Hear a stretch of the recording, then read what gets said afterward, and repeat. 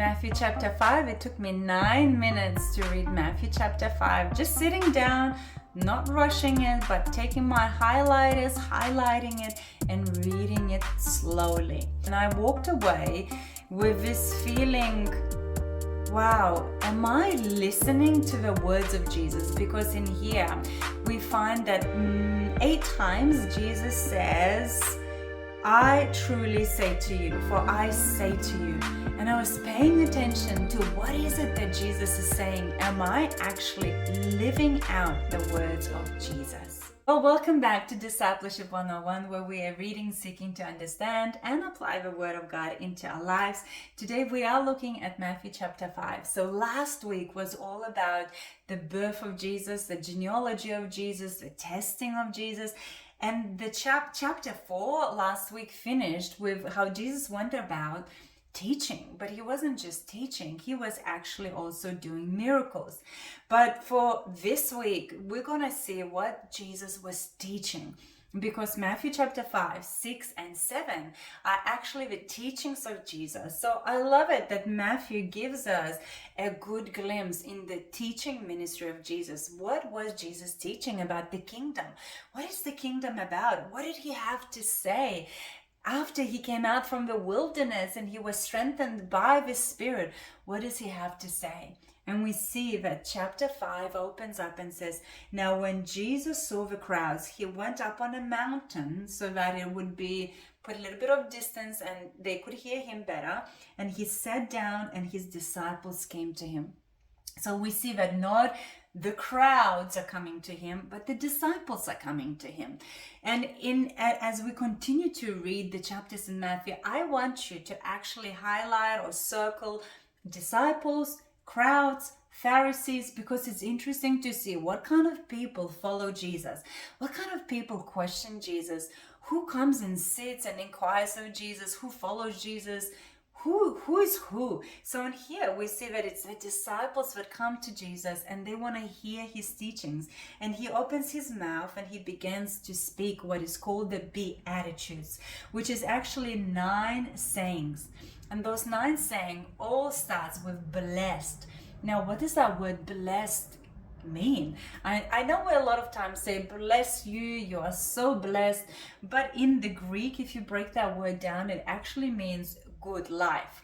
So when Jesus says, blessed are the poor in spirit, I want you to even write down good life, in a sense that those who are poor in spirit have a good life.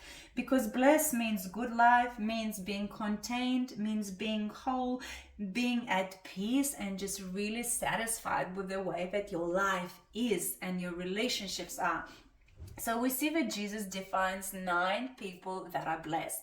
Now, I'm not going to do in-depth study in each blessing, because I actually want to link a playlist that you can click on and watch, because I do verse by verse teaching on Beatitudes as we memorizing them. And so in that playlist, you will find 11 videos that help you understand what it means to be poor in spirit, what it means to be meek, what it means to hunger and be merciful and be pure-hearted and be peacekeeper and peacemaker. Today, I just want to mention quickly, in case you don't want to go and watch that playlist, poor in spirit means that those who hunger for spiritual things. It doesn't mean that you are lowly and you are poor and you are feeling sorry for yourself. No, it's the opposite actually.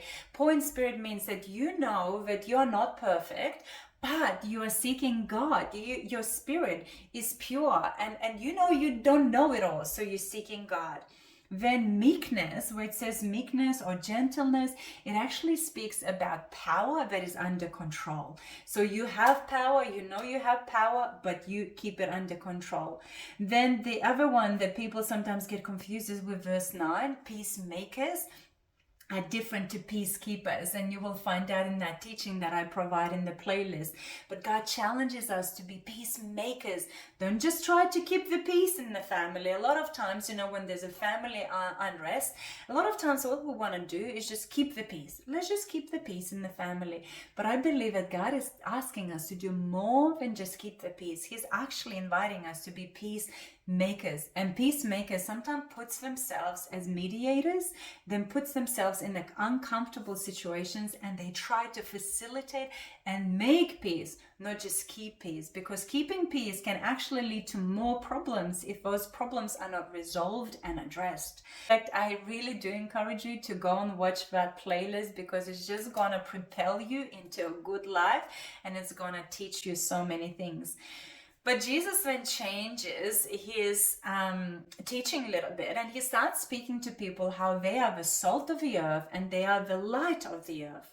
Now, a lot of times when we hear salt, we think about in the natural, what did salt do? Well, we know that salt preserved and salt flavors things. So Jesus is referring to that. Be the salt of the earth. Wherever you go, try to preserve things, preserve the good things, the value things, like preserve family values, preserve those godly, biblical, traditional values. Like, be somebody who preserves them, but at the same time, be somebody who adds flavor, meaning that you look different, you taste different. When people encounter you, you sound different because you have flavor. It's not like you just blend in and you are bland. That's the opposite of flavor. We don't want to be bland. We want to be peacemakers. We want to be meek, but we also want to add flavor. And that Jesus challenges us to be the salt of the earth. But salt in the old covenant also meant that you are in relationship with God. If you remember when we read Leviticus, in Leviticus chapter 2:13, it actually said that when Israel was to bring their offerings, they had to put it salt. They had to make salt. And in the olden days, salt was a covenant maker. People would make covenants with salt because salt was very expensive. And when you made a salt covenant, it was something that is unbreakable, that you are committing your whole life. So when Jesus says, be the salt, he actually says, be in covenant with me. Live knowing that I'm in covenant with you and that you can be the preserverance, and you can preserve and you can give flavor, but only when you actually are in covenant with me. So it's so important that you remember that salt means I've made a covenant with God and now I am in covenant with him. The light is self-explanatory. He asks us to be the light into the world, not to hide our light, but to shine, and to shine bright, which really is similar to what the salt does. And then, of course, he challenges his people and says, do not presume that I came to abolish the law or the prophets. I did not come to abolish, but to fulfill it. So once again, Jesus says, I came to fulfill all righteousness. And when Jesus refers to the Old Testament, he actually summarizes it as law and the prophets. So law would be all the 5 books of the Old Testament that we studied, and then the prophets, which would include minor prophets and the major prophets and the writings. So he's summarizing all of that. He says, I came to fulfill the Old Covenant, which includes law and the prophets. And he starts his saying, for truly I say to you. He's actually going to say that saying 8 times as you read it. He says, I say to you, I say to you. And then he's going to add, you have heard it said, but I say. So from verse 21, it says that you have heard it said, but I say to you. And he starts speaking about murder, adultery, divorce, giving vows, punishment, and about hating your enemy. And of course, we know that Jesus says, now I want you to love your enemy. So the first one is, you have heard it said, you shall not murder. And Jesus says, but I say to you that even if you look at your brother with an angry eye, that you have already committed murder. So he says that, be quick to examine yourself and come to terms with your accuser.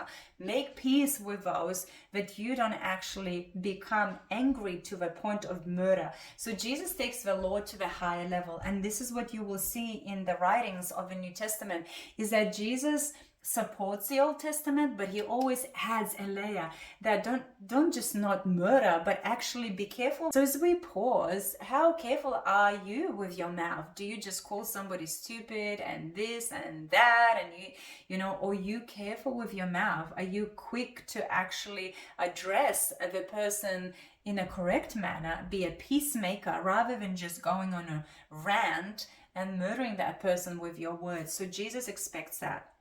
The second time he says, you have heard it said, shall not commit adultery. And then once again, Jesus takes it up a notch and says, but I say to you, if you look at the woman lustfully, you already committed adultery in your heart. So once again, he challenges the motives of our heart. Jesus says, now it was said, whoever sends his wife away is to give her a certificate of divorce. So once again, he speaks about the law that Moses said, that you can divorce your wife if you write her certificate. But Jesus says, but I say to you that anybody who divorces his wife other than for sexual immorality commits adultery. Now, this is an important topic, and I might do another study on this. But yes, Jesus says, apart from sexual adultery, there are other verses in the Bible that actually speaks for other reasons why you can divorce somebody. And that is for abuse, if they abuse you, if they leave you. Paul says if the husband leaves the wife, if he neglects her, then you can divorce them as well. And if they are not of same faith as you, actually there are biblical grounds for divorce.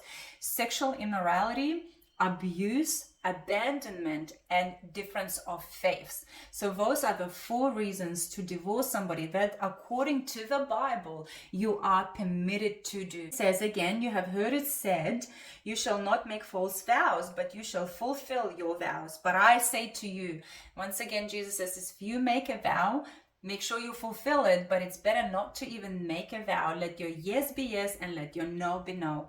The 5th, you have heard it said, it says eye for an eye and tooth for a tooth. So this was a law that limited how much revenge you can execute on somebody. If they lost if you were in a fight and you cut someone's arm, they can only cut your arm off. They can't totally kill you. So that was limiting the punishment. But Jesus in here says, why not better just forgive altogether? So he speaks about turning the right cheek, which is interesting. If you stand up right now and you take your right hand and you go up to somebody and just say, I just want to do a little experiment and slap you on your right cheek, on their right cheek. If you were to do that, you would have to use a backhand, because when you use a right hand, if you slap somebody on their left cheek, you can do it like that. But to slap somebody on their right cheek, and that's what Jesus says, you would have to do a backhand slap. And that was like, you are below me kind of slap. That was not just slap you, but it was like, you are below me, you're less than the person, you're a dog to me, like an animal, so slap. And Jesus says, well, you know what? If that happens to you, turn them the other cheek, turn them the left cheek, and let them slap you righteously. So Jesus was not afraid of confrontation, because that would be confronting. Somebody that slaps you backhandedly and you turn them another cheek, they would be like, what, you want more? And Jesus was saying, yeah, like provoke sometimes in a good way people. And then 6th saying is, you have heard it said, you shall love your neighbor and hate your enemy. But I say, and Jesus says, love your enemies and love your neighbors. And in this way, you will be perfect, just as your Father in heaven is perfect. So once again, so much to meditate on. And as we conclude, I want us to think, which of the Beatitudes, which of the blessed life, the good life, speaks most to you at your right now current situation? Am I living in the way that brings salt and light in my environment, in my family? Am I in covenant with God? Am I being the light and the salt? And where do I need to maybe change my actions when I reflect on all of those sayings that Jesus said, but I say to you, do this. So once again, if you liked this study, you enjoyed it, it helped you to understand the Word of God, hit a like, subscribe, share this video with others, and in the comment, maybe you can type, I want to live the kingdom way. I want to live a blessed life. And maybe God will speak to you in a more revelation, and I would love to hear from you. So thank you for joining me, and I will see you tomorrow for Matthew chapter 6.